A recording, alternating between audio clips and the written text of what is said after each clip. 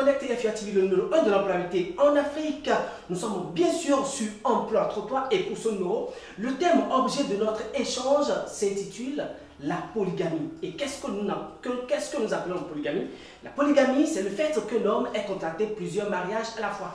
Et lorsque c'est une femme, on parle de polyandrie. Donc polyandrie, c'est le fait qu'une femme ait plusieurs maris. Mais ce cas est vraiment insignifiant de nos jours. Alors qu'est-ce que la polygamie? Nous nous sommes rapprochés de la population pour avoir les avis. Qu'est-ce que la polygamie? Qu'est-ce que la polygamie? La polygamie, je peux dire que c'est une personne qui épouse au moins une à deux femmes. Bon, pas épouser, qui prend deux femmes, hein, qui vivent avec lui, ou soit deux femmes qui vivent avec lui. Est-ce que la polygamie? Mon fils, bonjour. Je ne vais même pas attendre ce nom-là même. Polygamie là, c'est un mot même qui ne me plaît pas. 5, 10, 15, 20 femmes. La polygamie, c'est un monsieur avec plusieurs, ou deux ou plusieurs femmes. La polygamie, je pense que c'est le fait d'avoir deux femmes ou plusieurs femmes à la fois. La polygamie, c'est un homme qui a plusieurs, qui a plusieurs femmes. Deux femmes, voilà. C'est ça la polygamie. Nous sommes de retour bien évidemment sur notre plateau et vous avez suivi un peu ce que la population pense de la polygamie. C'est le fait qu'un homme ait contracté plusieurs mariages à la fois. Et est-ce que ce fait n'a pas de cause? Alors quelles sont les causes de la polygamie dans la vie d'abord de l'homme qui contracte cette polygamie et quelles sont également les causes de cette polygamie dans la vie des enfants ou bien dans la vie du couple? Quelles sont les causes de la polygamie? Nous revenons juste après cet élément. La polygamie, moi je pense que à mon niveau, il n'y a pas de cause. Hein, parce que normalement, un homme, c'est normal qu'il puisse avoir deux à trois femmes. Voilà. D'accord. Quelles sont les causes de la polygamie? Bon, je dirais les causes de la polygamie sont multiples. Bon, ça dépend aussi de tout un chacun.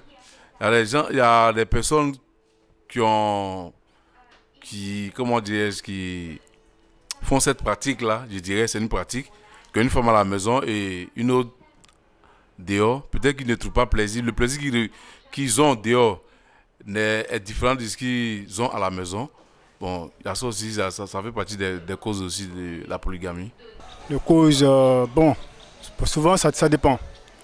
C'est lorsque peut-être l'autre femme qui est à la maison, soit elle n'enfante pas, et le monsieur obligé de chercher une autre femme qui peut procréer, qui peut enfanter pour lui faire des enfants.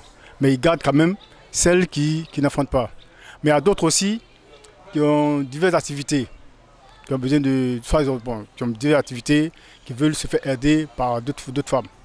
Par une autre femme, donc il est obligé de se prendre une autre femme pour ajouter à l'autre, voilà, pour l'aider à travailler comme les travaux champêtres, bon, les trucs comme ça.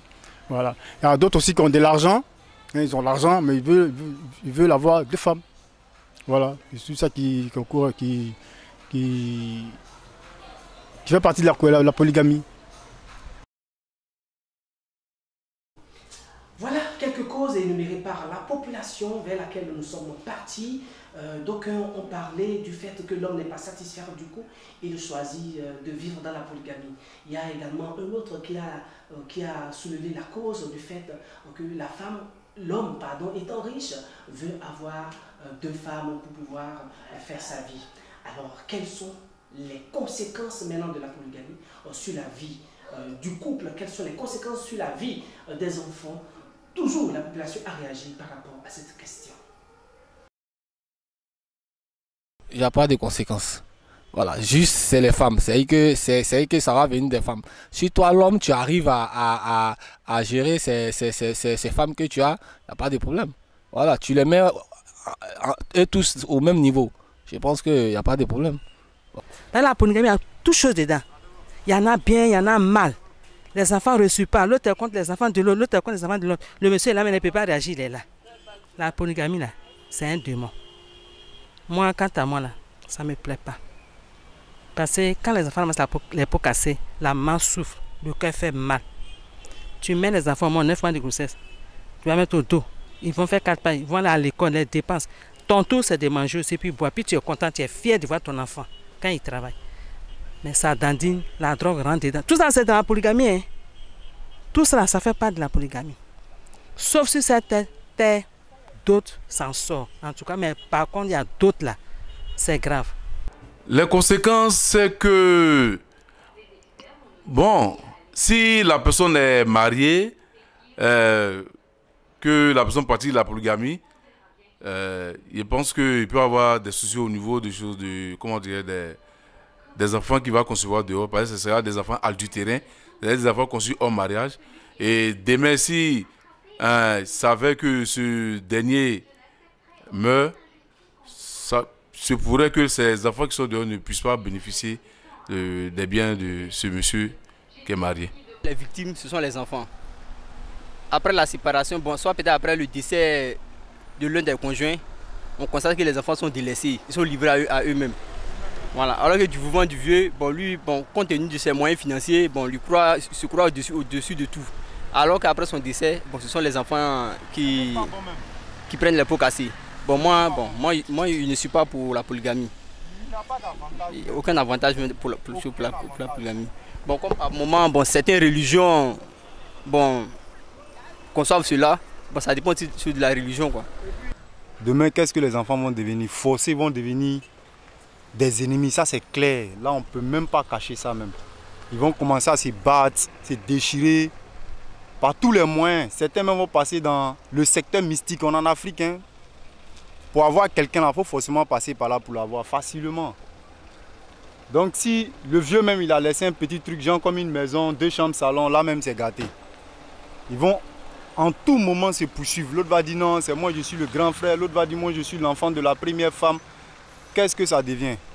Au moment où il est assis, il vit, il peut les réunir les 3 ou les 4. Celui qui a fait erreur, la mettre de côté, la tabasser correctement, sans problème. Mais et s'il meurt, qu'est-ce qui va se passer?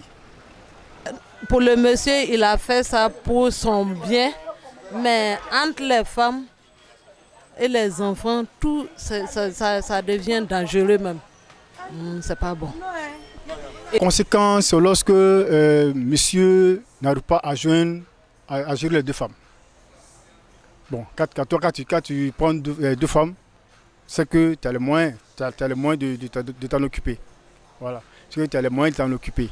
Mais lorsque tu n'as rien et tu vas prendre 2 femmes, il y aura problème. Parce que si les 2 femmes, de part et d'autre, se suffisent avec lui, s'il arrive à satisfaire toutes les 2 femmes, financièrement comme matériellement, il n'y a pas de souci.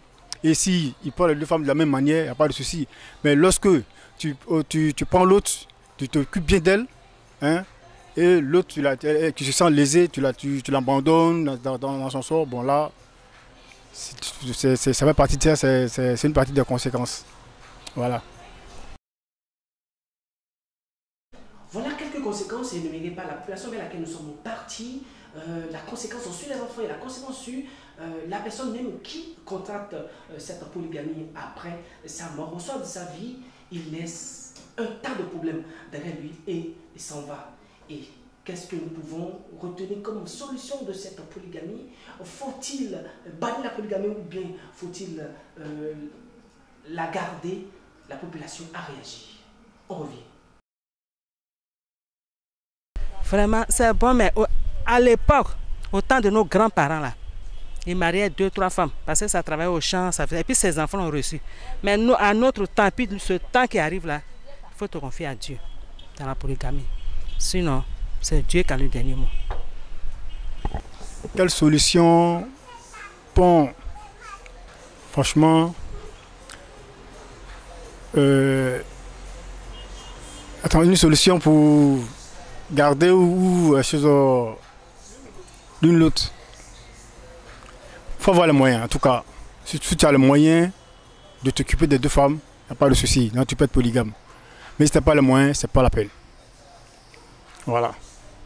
Les conséquences, c'est que, bon, si la personne est mariée, que la personne pratique la polygamie, je pense qu'il peut y avoir des soucis au niveau des choses, comment dire, des enfants qu'il va concevoir dehors, parce que ce sera des enfants adultérins, des enfants conçus hors mariage.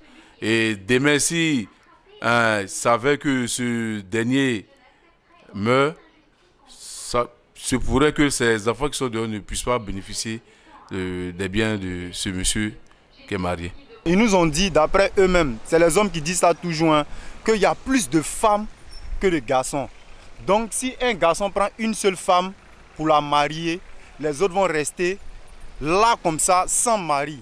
Mais qu'est-ce qui prouve véritablement qu'il y a des femmes qui sont là sans mari? Rien ne prouve. Souvent les gens ils créent des trucs comme ça, des débats, des discours comme ça, juste pour se satisfaire. Mais en conclusion même là, la polygamie c'est une mauvaise chose. Si il peut avoir au moins genre comme un article ou bien une règle pour bannir cela même en Afrique ici, ça sera très bon. La polygamie, c'est que chez les musulmans ça se fait, donc pourquoi ne pas l'adopter? Voilà. D'accord, vous avez combien de femmes? Moi j'ai une femme, mais j'ai aussi une maîtresse. Voilà. J'ai une maîtresse et une copine. Voilà. Ouais, ça fait 3. Voilà, en tant qu'un homme, de l'Ouest, voilà.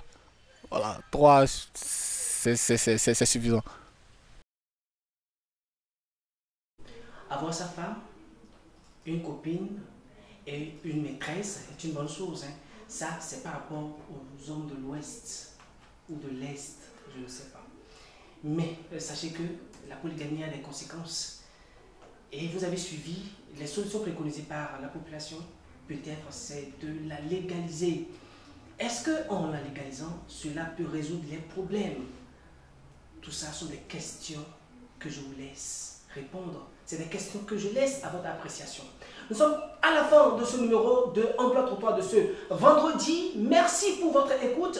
Merci à Kofi Jean, merci à Jonathan, merci à Alia Nguessan et merci à toute l'équipe de la FUA TV qui participe quand même à la réussite de cette émission. Merci.